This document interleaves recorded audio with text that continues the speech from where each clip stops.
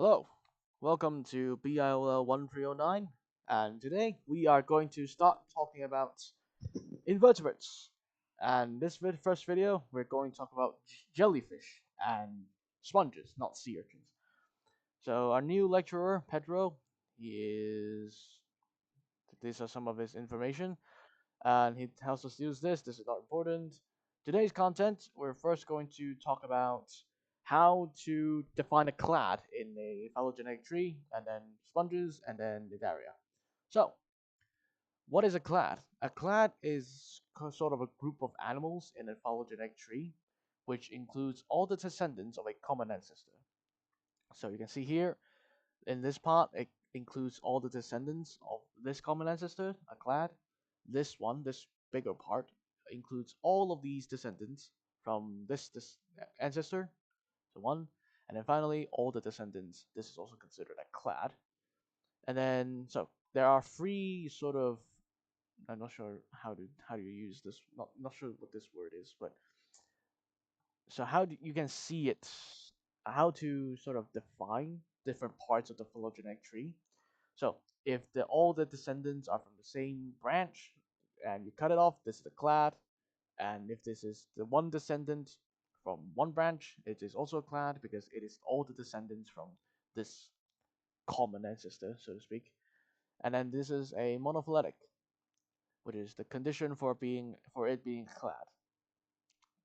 And this one, polyphyletic, which means they includes different descendants, that is arised from different ancestors, so to speak. And in this case, it is not a clade. There's also paraphyletic, which is like excluding some members of the branch or the tree, and this is also not a clade. So, animal phyla. All these are only selected phylas, and yeah, Pedro will teach the invertebrates.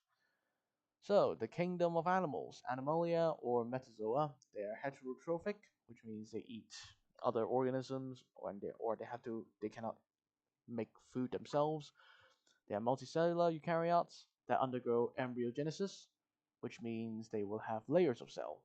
I think you will either learn it or you have learned it in one BIOL 1110, where there are three layers of cell: the mesoderm, the endoderm, and the ectoderm.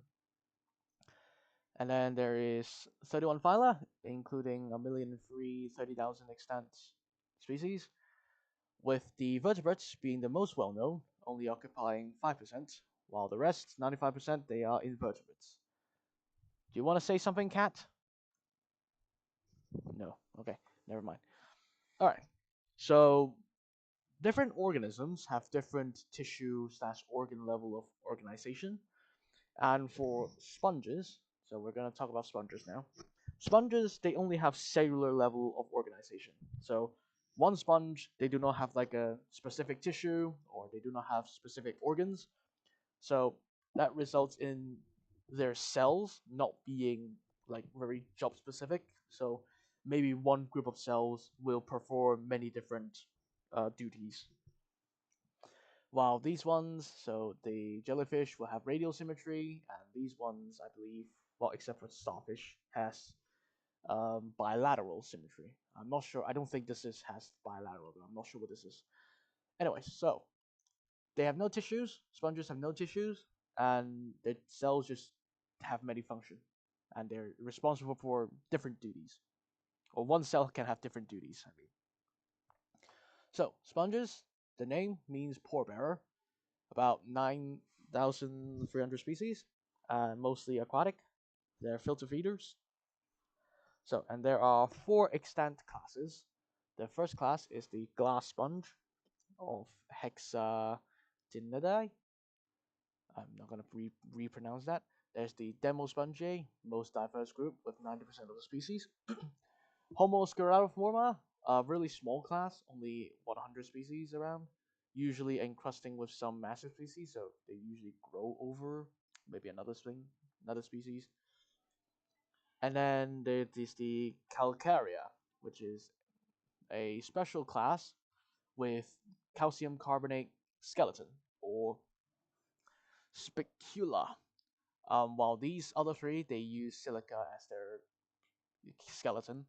And I think more basal here means the silica ones are more basal. This is more advanced or more derived, the better word for that.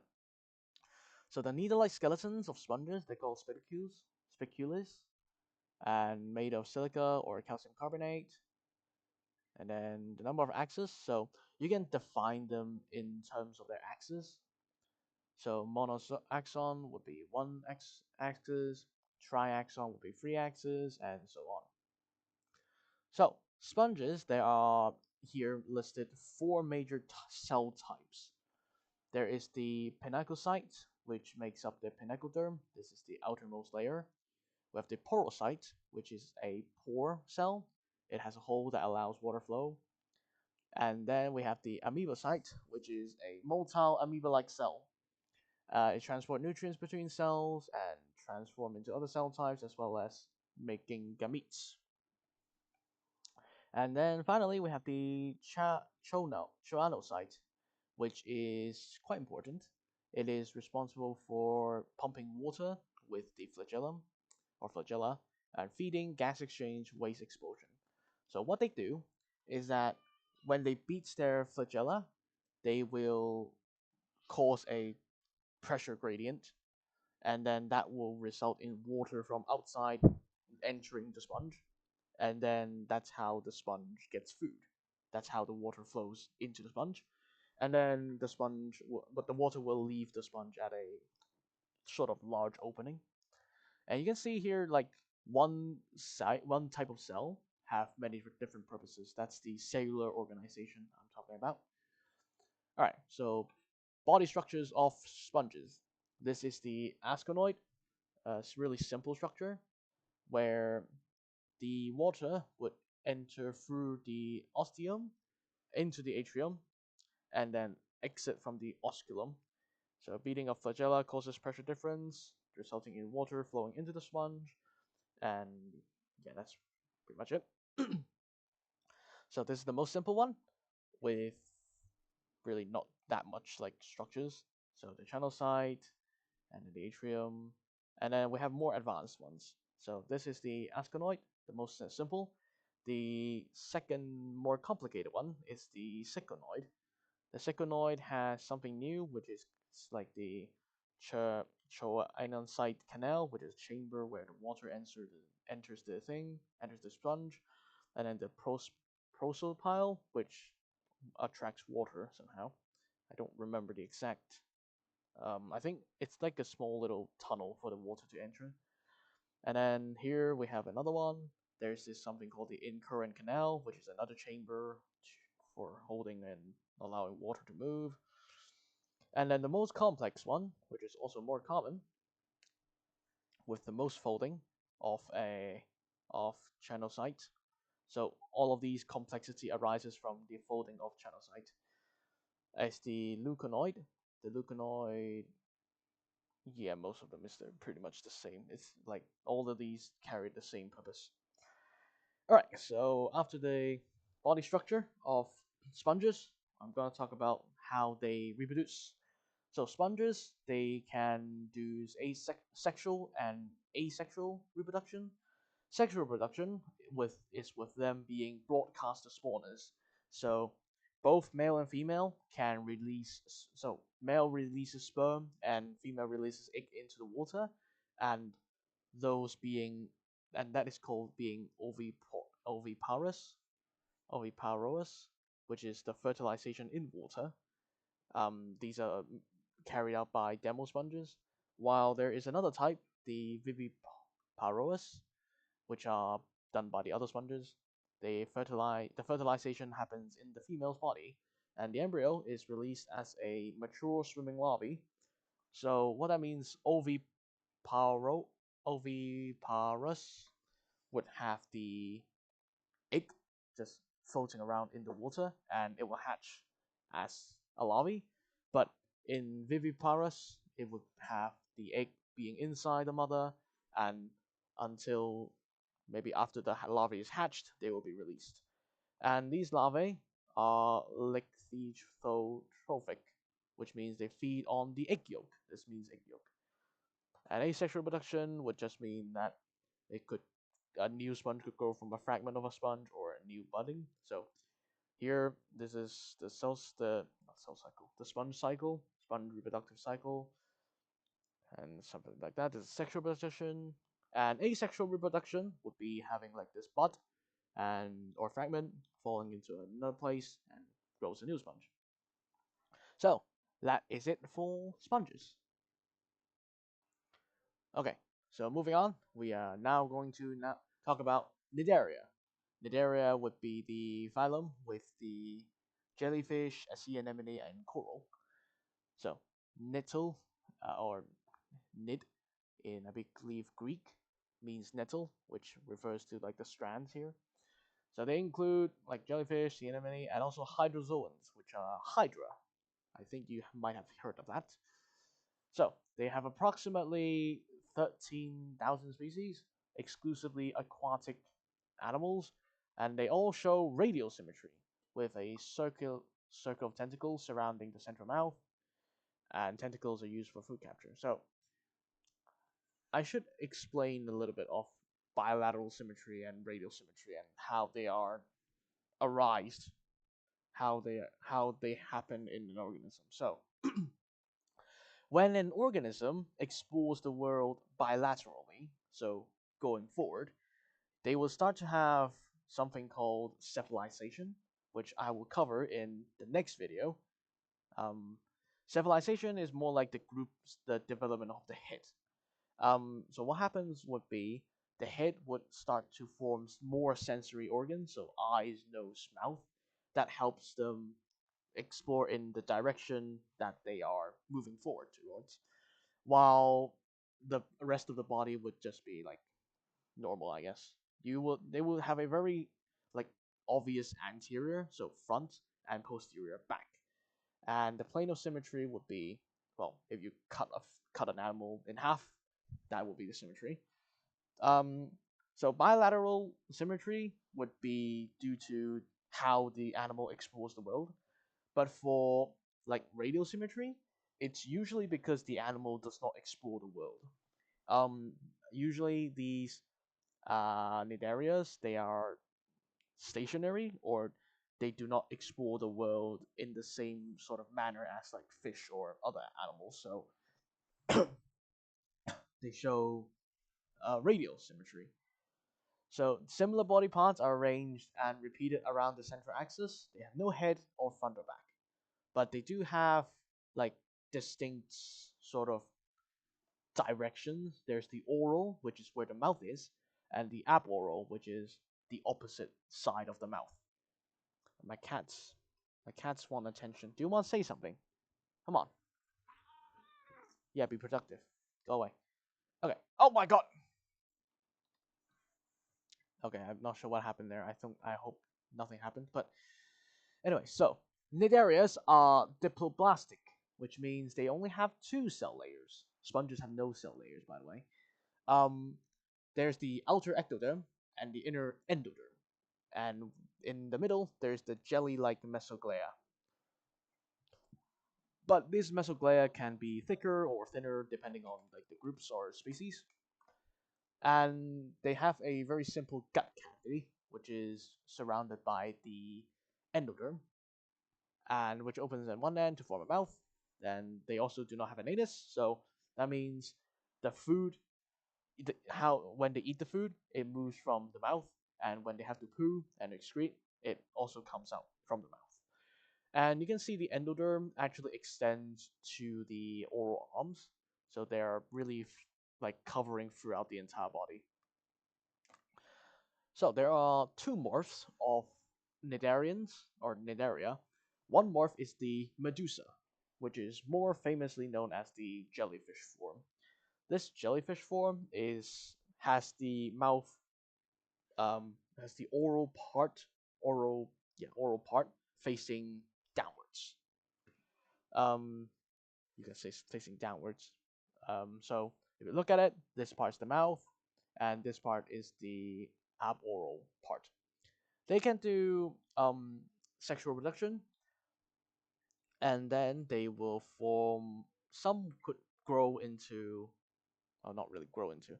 So some could have this stage, and others can have this stage. This is called a polyp. Just imagine this thing flipped over, and yeah, this is the This is the mouth, the oral. So the oral it faces sort of upside down or faces upwards, and they have like a foot that holds onto the surface that they're grabbing. So always the ectoderm is on the outside and the endoderm on the inside, and the gastrovascular cavity in the middle. So some cnidarians may include both polyp and medusa stage, like moon jelly. They have a sort of larval polyp stage and a adult medusa stage, but others could spend their lives in one form only. So, for example, I believe sea anemone only exists in the polyp form, while I'm not sure what exists only in the medusa form. Anyways, so Cnidaria possesses something called the cnidocyte, which is these are stinging cells that contain nematocytes, and they're not found in any other phyla. So they're used in defense and food capture, and they will emit a long thread. So they are located throughout the ectoderm and especially abundant in the tentacles. Tentacles are where it usually uses the the limb that is used for hunting, and they're all carnivores.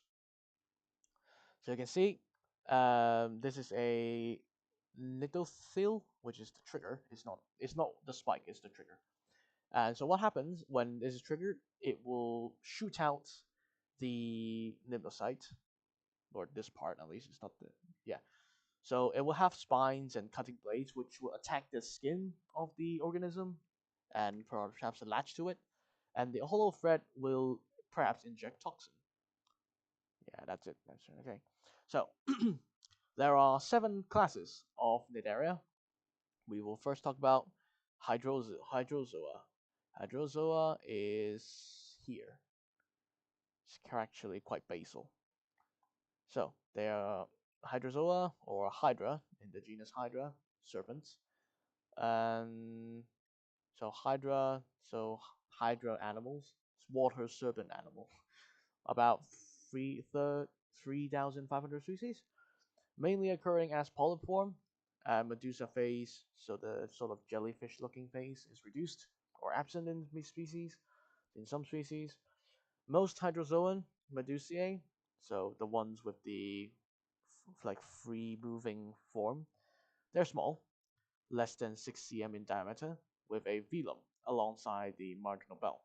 So the velum is a extension of the gastrovascular cavity. So this part, this lining here, it helps in swimming. So when it contracts, it helps swimming.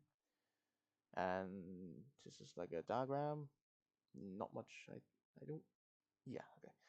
So the hydra has like the ectoderm on the outside, endoderm, which is where the gut cavity and the like absorption of food.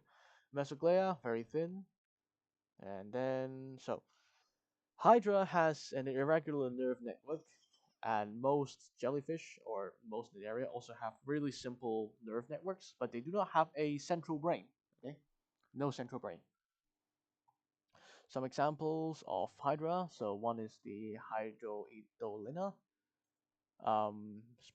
small size, and they're marine, solitary, and some are the Hydromedusae, where they're distinguished from true jellyfish of the class Cephalophora by their velum. So again, the velum is the extension of that gastro thing. What is that? The gastrovascular cavity. And then there is very specialized. I didn't even realize that this is apparently a hydra. It's called the Portuguese manowar, Physalia. This is a large colonial pelagic, pelagic hydrozoa with gas-filled floats. Individuals show division of labor. So the gas-filled floats, and here, so each part I believe is like a different individual, or each little segment is a different little animal, and they have like different jobs. So Tentilla is responsible for catching food. Gastrozoid is for feeding. Gonophore is for floating, and Nectophore is for movement. So different parts is responsible for different things, and these are also made out of many different individuals. So colonial and division of labor. And the second class is the true jellyfish. The true jellyfish name is Skyphos, Skyphozoa, cup looking. 200 species. You only have 200 species. Oh, that's kind of small. Medusa is the dominant form. Polyp is usually reduced or absent. Medusa can be very large, 2 to 40 centimeters in diameter, and it could grow. Some could grow up to 2 meters in diameter. No velum, right? They do not have velum. My cat is yelling at me. So this is the moon jellyfish, a very textbook example of jellyfish, really. They have a raupolium, which is sensory neurons and organs for chemical detection, and the rest is really not too much special. And so, the life cycle. This is a really characteristic and really sort of a representative of true jellyfish reproduction. So, let's start from the adult. The adult would release gametes, and those gametes would fuse to form a embryo, and that embryo will grow into a larvae, planula. And then the larvae would then grow into a hydroid or a polyp. So this is the polyp form. And then as the polyp grows, it starts to layer itself. So it will undergo like budding, and it will start to form many layers. So until like a certain time when these layers are sort of like sufficiently grown, each layer would detach to form the ephera, which is sort of a juvenile form of the medusa, and that will grow into the adult medusa. There's a video. I'm not gonna play it. Watch it yourself. Yeah. Okay. So third class is the box jellyfish, the cubozoans, with about more than 50 species. The medusa form is dominant, with cube-shaped bells that have a velum. So velum is not unique to hydrozoa. They are actually present in box jellyfish as well. And they're very painful. They have very painful stings and highly venomous. I believe Australia has some, and they're killer, literally. And the fourth class is the Staurozoa, the stalked jellyfish. Around 50 species again. Small, non-moving individuals. Sessile means non-moving, or that usually stay in one place, because you and I know sea anemone move quite well. Yeah, they do like move to escape danger. So these jellyfish, stock jellyfish, they have 8 arms. They do not have velum. They have like a non-moving polyp, and they have a medusae form, which attached to the substratum by a disc. So here, I don't think they move as well. They should move. Sexual reproduction is dominant, so this cycle is dominant, but asexual also occurs, which is not very clear what the hell goes on. I don't know why is there a question mark here. Anyway, so fifth class, Anthozoa. So flower looking animals. They are only in polyp form, no medusa form, and includes two thirds of all the Cnidarian species, and they're all only in marine environments. So there are two main subclasses. One subclass, the Octocorallina, which is the soft corals, which includes soft corals, and the Hexacorallina, which includes sea anemones and stony corals. So Octocorallina, which means eight pinnate or branches or tentacles. They have eightfold symmetry, and this subclass actually includes soft corals, sea fans, sea pens. They do not have a calcareous skeleton, so they do not have like a calcium skeleton. They do not form that, and that's why they're soft. And the other one, the Hexacorallana, they have these orders. They have two, three, five orders, but we'll focus on sea anemones and stony corals. They are approximate, so they're characterized by the approximate number of a multiple six tentacles. Okay, so sea anemones, they have solitary polyps, very much larger than the hydrozoans, which can, I believe the polyps actually mean more than 1 to 5 cm, or hydrozoans have 1 to 5 cm polyps, and these ones can be much bigger, you know that. Sea anemones are found in rock pools or subtidal or areas, or just somewhere like attached to a rock, really.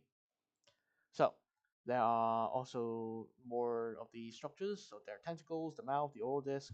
Sea anemones don't have a hard skeleton, and they only have the polyp, and they have the petal disc for attachment, the column, which is the stalk. And they have, when they are feeling threatened, they will fold in on itself. So all the tentacles will fold into the column. And the other order, the stony corals, which can be solitary, but more usually found as colonial corals, and they deposit a calcium carbonate skeleton. So this is a solitary coral, and these are the colonial corals. And the anatomy again, with tentacles, mouth, epidermis, thorax, so the mouth again, gastrodermis, the lining, skeleton, the calcium, the corallite. This is one little sort of, I don't know, crevice that the coral stays in, and the tissue layer will connect to other polyps.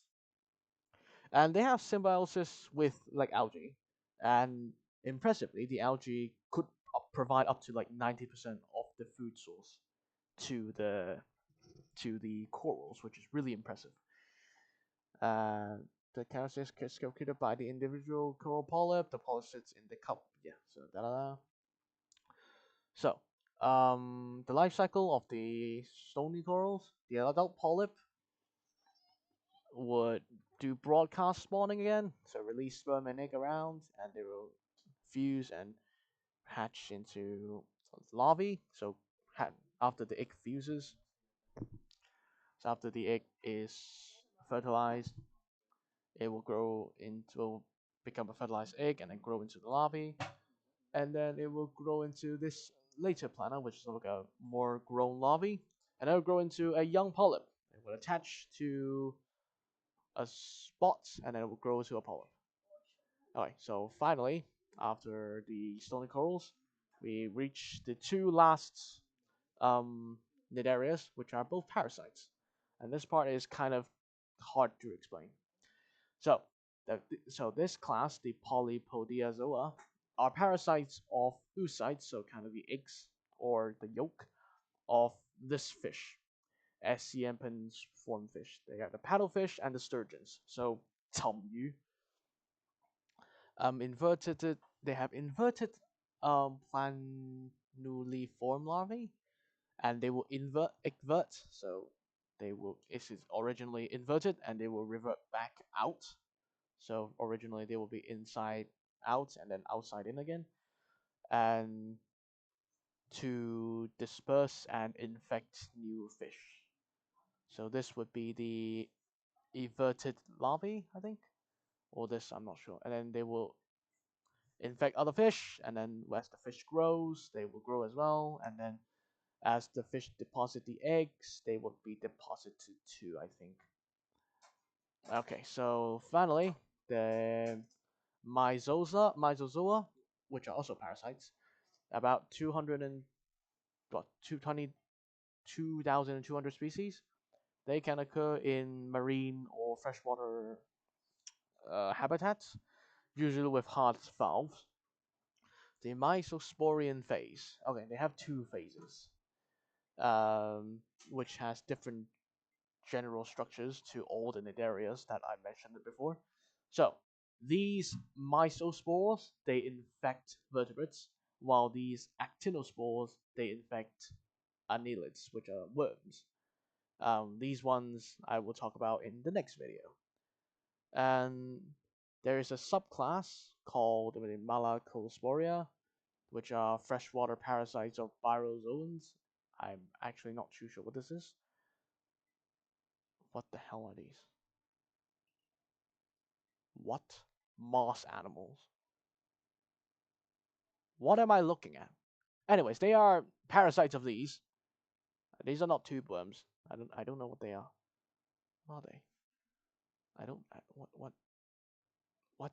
Okay, never mind.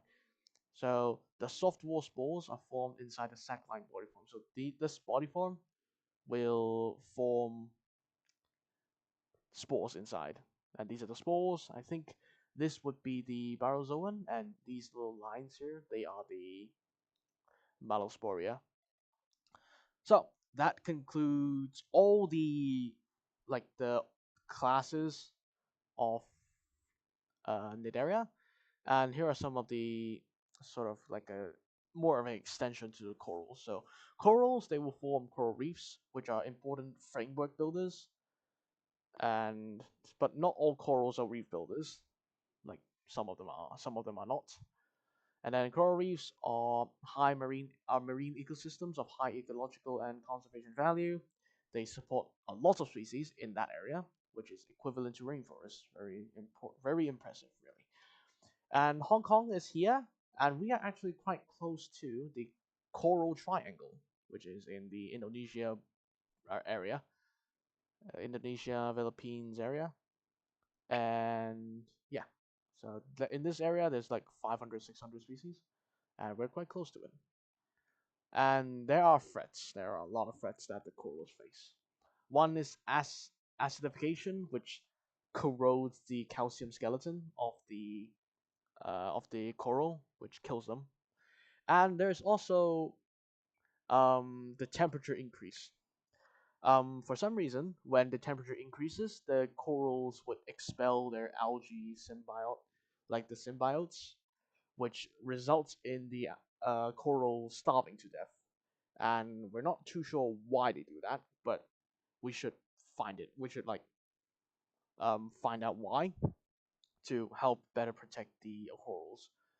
Yeah, the high temp leading to algae releasing the algae die. So that is it for sponges and Nidaria.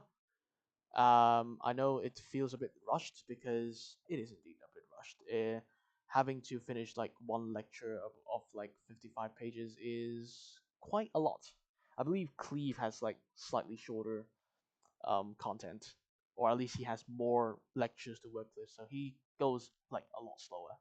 But Pedro, he has less lectures, so he has to work faster. All right. Anyway, so I will see you in the next video. Bye bye.